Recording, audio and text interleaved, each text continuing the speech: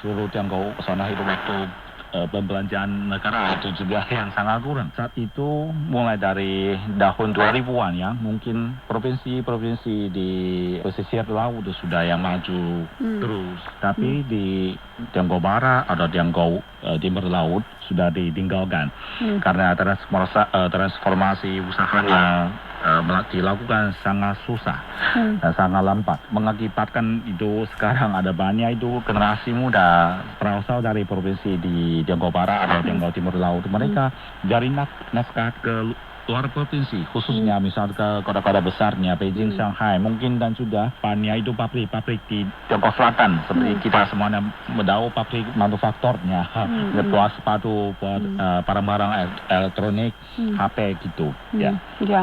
Oke, pendengar jangan kemana-mana, sesaat lagi kami akan kembali.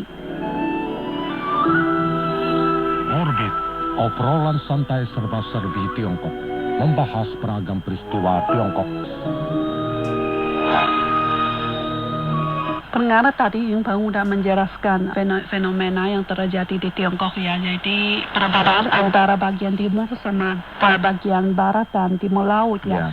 Jadi sebenarnya di sini ada, saya dikasih nama itu sirkulasi yang baik, ada jelek. Sebenarnya kalau di kota-kota, khususnya bagi daerah-daerah yang terbelakang ya, sebenarnya di sana sedang ada namanya veteran, ada sirkulasi yang jelek, yaitu semakin banyak orang muda pergi ke kota yang lain, semakin banyak orang lanjut usia ditinggal. Jadi kota ini lebih kekurangan dinamis ya. Jadi kalau sesuatu kota kekurangan dinamis atau aktivitasnya kurang, jadi berarti ekonominya juga saya pikir kalau ingin bertumbuh sangat susah ya.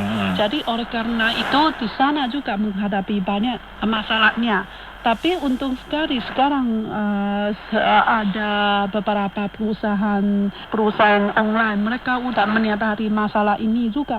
Mereka sudah melihat peluang bisnis di daerah-daerah sana, yaitu mungkin di dulu ada kisah ya namanya. Jadi kalau seseorang pengusaha dia pergi ke suatu pulau yang terpencil, di sana tidak ada orang, dia seorang pengusaha berbisnis sepatu. Di sana dia menemukan hampir nggak ada orang memakai sepatu. Jadi dia bilang di sini nggak ada bisnis lagi. Iya. Tapi ada seseorang pengusaha yang lain, dia juga berbisnis sepatu. Dia pergi ke pulau ini, tapi dia bilang setelah dia balik dari pulau ini, dia bilang di sana bisnisnya cukup besar karena dia bisa mengajar penduduk di sana supaya mereka memakai sepatu. Jadi sekarang mereka tidak punya sepatu, jadi dia bisa menjual semakin banyak sepatu kepada mereka. Jadi sekarang di sini perusahaan online mereka juga lihat bisnisnya di sana. Jadi sekarang ada perusahaan mereka udah mulai membuka toko-toko yang tidak begitu besar. Iya, tapi dengan produk dia yang mungkin satu produk hanya satu atau dua jenis saja dengan harga yang relatif murah ya. Tidak memiliki produk-produk yang mewah gitu. Ya, menurut saya itu saya setuju sama Xiaofang itu mungkin masa depan atau potensi perkembangan buat yang pasar e-bisnisnya bukan terhadap semuanya tergantung pada generasi muda. Tapi di sepihak lain juga mengandungkan atau tergantung pada generasi pensiun atau generasi lanjut usia. Sebabnya apa? Seperti itu, generasi muda semuanya udah fasih ada madang menggunakan semua aplikasi, menggunakan HP. Jadi mereka cuma ikut gelombang-gelombang perkembangan yang teknologi aja. Tapi buat generasi lanjut usia, mereka udah yang terpelagang atau ketinggalan, tidak begitu pintar di bidang itu teknologi. Jadi mereka seharusnya masih menggunakan jalur atau pendekatan yang tradisional seperti itu, toko-toko offline seperti itu di sekitarnya supermarket. Seperti mama dan ibu saya, mereka nggak suka shopping online, tapi mereka juga ingin jalan-jalan ke pasar-pasar itu tawar-menawar sama yang penjual di misalnya penjual sayuran, penjual buah-buahan, mereka itu mungkin merasa lebih senang untuk itu seperti pengalaman komunikasi gitu dan itu langsung. Dan juga seperti saya membaca itu artikelnya sebuah yang perusahaan lokal di Tiongkok namanya Suning, itu mereka juga ingin membuka cabang atau jaringan toko offline di desa-desa, ada kecamatan atau kabupaten yang terpencil atau di tempat sepi. Jadi mereka ingin membuka toko offline ini terutama untuk buat yang layanan lebih yang memadai atau layanan buat yang memuaskan khususnya kepada generasi lanjut usia. Jadi bagi mereka, bagi generasi lanjut usia, mereka ingin merasakan itu antusiasme yang sejati, bukan yang buat yang lain seperti gitu, bukan yang itu, yang dengan sungguh-sungguh. Misalnya mereka langsung panggil, ada masalah gimana pakai misal AC, TV, ada apa aplikasi, ada itu barang-barang elektronik, ada masalah yang mereka langsung memanggil. Jadi ada stafnya mungkin masuk ke rumah mereka untuk membantu menyelesaikan masalah apa yang terjadi atau yang muncul. Dan juga di sepihak lain, mereka juga ingin membawa semua itu barang-barang yang udah madang ada diperlukan bagi generasi udah lanjut usia, tapi mereka belum share atau belum kenal kepada mereka. Buat ini dengan kesempatan ini untuk meningkatkan kualitas kehidupan mereka. Iya. Jadi mudah-mudahan kalau seiring dengan semakin toko yang buka di daerah-daerah yang terbelakangan ini bisa menarik lebih banyak orang muda balik ke kampung halamannya. Dan supaya kota-kota ini dibangkitkan kembali dinamis ya. Jadi dengan demikian mungkin daerah-daerah ini bisa ekonominya bisa berkembang kembali dan orang lanjut usia sebenarnya juga bisa ditemani oleh anak mereka karena di sini juga ada peluang untuk masa depannya ya.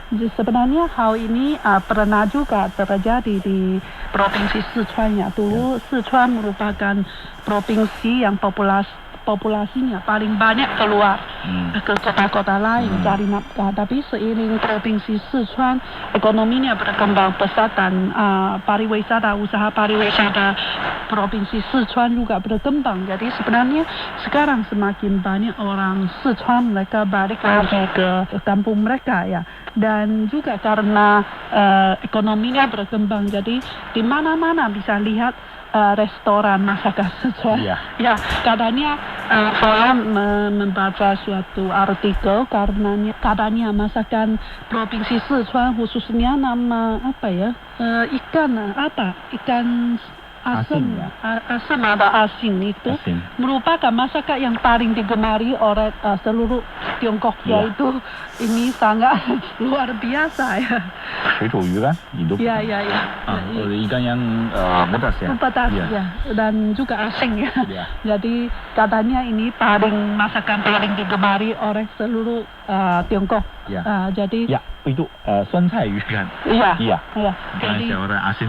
Iya. Jadi sebenarnya provinsi Sichuan sekarang sangat terkenal, udah mengubah kesannya, yaitu provinsi ini terbelakang. Sekarang kalau bilang provinsi Sichuan pasti bilang masakannya, pasti bilang indahnya, indahnya pemandangan ya. Jadi mudah-mudahan kota-kota seperti Hegang bisa bangkit kembali. Oke, pendengar, demikian dulu acara kali ini. Dan kalau Anda punya pertanyaan atau usulan, silakan kirim email kepada kami melalui indo@sri.com.cn. Atau Anda ingin mengetahui lebih banyak informasi dari Tiongkok, silakan akses situs web kami di indonesian.cri atau akun Facebook kami di Lendada. Saya Xiaofang. Mau pamit dulu, sampai jumpa. Tahukah Anda, di Tiongkok ada bangsa Muslim yang berbahasa Turki? Tahukah Anda, di Tiongkok ada suku-suku yang mendiami atap dunia? Beragam etnis dan budaya hidup bersama di negeri yang membentang luas ini. Daerah otonom etnis Zhuang Guangxi di bagian barat daya Tiongkok adalah tempat permukiman utama etnis Zhuang. etnis minoritas yang paling banyak penduduknya di Tiongkok. Dan 16 juta orang penduduk etnis Zhuang di seluruh Tiongkok mayoritas mutlak bermukim di daerah itu, dengan terdiri dari belasan suku etnis Zhuang. Di antaranya yang paling mempunyai ciri adalah suku Hei etnis Zhuang, yang mendapatkan namanya itu karena suku mengenakan pakaian berwarna hitam. Tentu saja, sama seperti banyak etnis minoritas lain, menyanyikan lagu rakyat juga adalah isi kehidupan mereka yang tidak dapat kurang. Kita menuju ke kabupaten kecil Napo yang terletak di bagian barat daya daerah otonom etnis Zhuang Guangxi, hanya 50 sampai 60 km dari perbatasan Tiongkok Vietnam. Kabupaten Napo dimiliki 6 etnis, yaitu etnis Zhuang, etnis Han, etnis Miao, etnis Yao, etnis Yi, dan etnis Mola.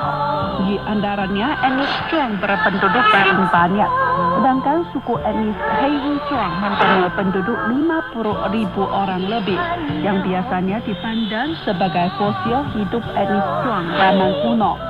Menurut penjelasan seorang Napo Wang Ke, suku etnis Hei Zhuang menyukai pakaian berwarna hitam karena satu legenda kuno. Dia mengatakan, pada zaman kuno, orang suku etnis Hei Zhuang diagresi etnis asing. Dalam perang, pemimpinnya menderita luka-luka. Mereka menggunakan daun nila di atas gunung melumaskan lukanya.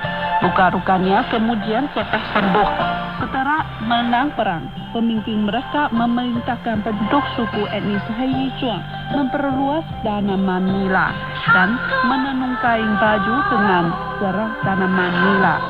Meski pakaian dan aksesori berwarna hitam sangat monoton, tetapi modelnya sangat unik. Laki-laki suka mengenakan baju atas model Tiongkok dengan kancingnya di tengah-tengah depan dada, dipadukan dengan celana berkaki lebar. Pakaian seperti itu memudahkan mereka bekerja dan berjalan di gunung. Wanita yang suka dandan lebih-lebih pandai mendandani dirinya sendiri.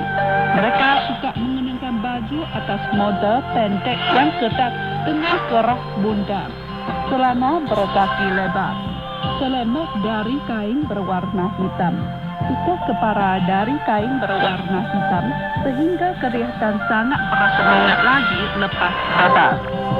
Selemek mereka lebar lagi panjang, ujung bawahnya sampai di bagian betis. Seorang gadis suku etnis Hei Zhuang menjelaskan, selemek itu tidak hanya berfungsi sebagai penhias, tapi juga punya banyak fungsi lain. Dikatakannya, ketika pulang ke rumah orang tua sendiri, selemek dapat digunakan menyimpan baju, dan waktu kerja juga dapat menyimpan ubi, kacang-kacangan, dan juga ada sejenis perhiasan yang kelihatannya sangat indah. Seperti banyak etnis minoritas lain di Tiongkok, suku etnis Hei Zhuang juga sangat suka menyanyikan lagu rakyat. Lagu rakyat mereka diturunkan generasi demi generasi. Isinya sangat kaya. Ada yang mencerminkan cinta kasih pemuda-pemudi. Ada juga yang mencerminkan cinta kasih antara suami dan istri, dan ada yang mencerminkan pemandangan alam, dan ada istiadat masyarakat. Irama lagu rakyat juga bermacam-macam. Wang Ke menerangkan satu jenis lagu rakyat yang paling terkenal kepada kami, yaitu Guo Sang Xiang. Dia mengatakan, lagu rakyat Guangxi sangat banyak jenisnya. Di Napo, etnis Zhuang mempunyai 12 suku etnis dan lagu rakyatnya ada 7 jenis irama. Misalnya, Guo Sang Xiang, cirinya antara nyaring mertu. Dapat dikatakan dalam musik rakyat Guangxi sering digunakan Guo Sang Xiang Napo sebagai irama utamanya. Dari pakaian dan aksesori yang tidak pernah mengalami perubahan dan lagu rakyat yang turun-temurun, dapat diketahui suku etnis Hei Zhuang adalah salah suku etnis yang tidak melupakan tradisi. Cara hidupnya yang kuno dan sederhana sampai sekarang tetap termanifestasi di berbagai bidang dalam kehidupan sosial.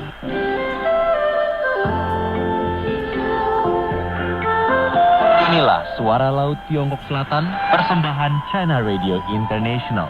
Siaran Suara Laut Tiongkok Selatan dipancarkan setiap hari sekali pada jam 20.30 hingga 21.30 pada frekuensi 15135 dan 11955 MHz.